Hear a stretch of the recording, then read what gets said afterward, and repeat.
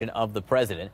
Join me now, CNN national security commentator, former chair of the House Intelligence Committee, Mike Rogers. Mr. Chairman, thank you so much. Let's just walk down memory lane. Go to the Wayback Machine, way back on Sunday, when the U.S. ambassador to the United Nations, Nikki Haley, clearly not freelancing, made this announcement on the Sunday shows.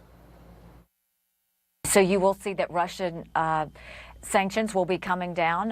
Secretary Mnuchin will be announcing those on Monday if he hasn't already, and they will go directly to any sort of companies that were dealing with equipment related to Assad and chemical weapons use.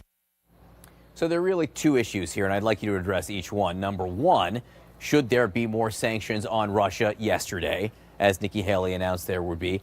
And what does it tell you that an important spokesperson for the administration makes that announcement on Sunday and then apparently gets her legs cut out from under her on Monday? Well, it tells me that there were likely conversations about sanctions. I don't think she did that completely on her own. And the consensus of their national security team was to go forward with sanctions that targeted Russian companies in the chemical attack, which I think is the right answer. And I think it was just, again, a misfire about their ability, the Trump administration's ability to have a strategy, have a plan. You know, they always say, develop the plan and then work the plan.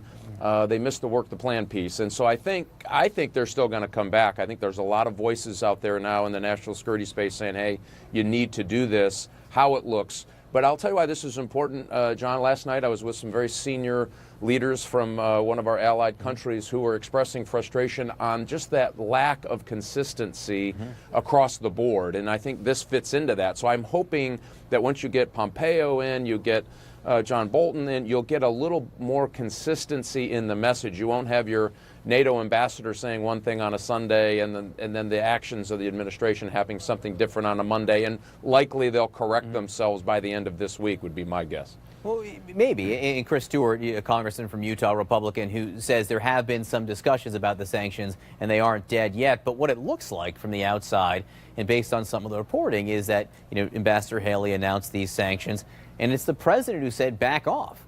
I'm not sure I want these. So it's everyone in the administration wanting to be tougher on Russia than apparently the president does, at least for the time being. Yeah, I think I think this is the time being. And you have to look back. This is the interesting thing about the Russian narrative. The Trump presidency has been really tough on Russia. They gave offensive weapons to Ukraine. They have done a round of sanctions. They expelled the diplomats. I mean, that's pretty tough. That's tougher than we've been in the last 10 years on Russia.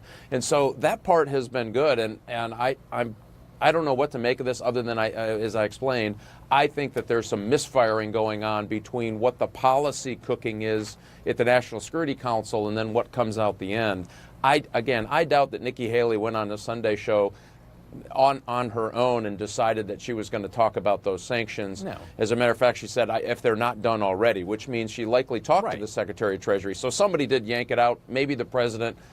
Again, this has been their problem in delivering a consistent national security message to our friends and allies and adversaries as well.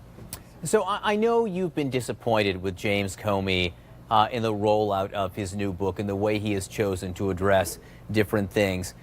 But in some of the rounds of interviews, he does say something interesting that I want to get your take on. He told NPR, this is after the president said that he should be in jail, Comey should be in jail.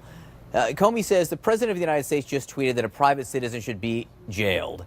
And I think the reaction of most of us was, meh, it's just another one of those things. Comey goes on, this is not normal. It's not okay. There's a danger we'll all become numb and stop noticing the threats to our norms.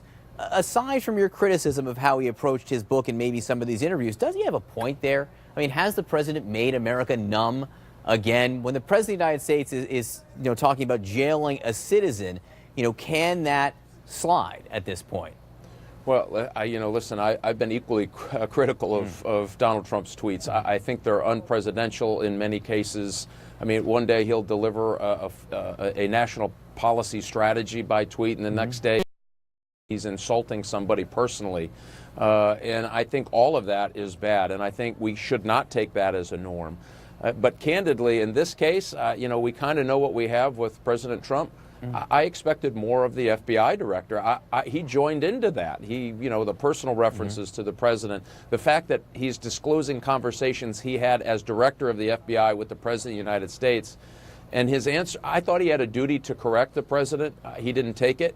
And now, I think it's bad for the FBI. I think it's bad for the director, and it allows people to run to their corners and say, "See, the FBI is bad. They're political, and they're trying to." And that's the worst outcome for an institution that I think is incredibly important for the United States, the FBI.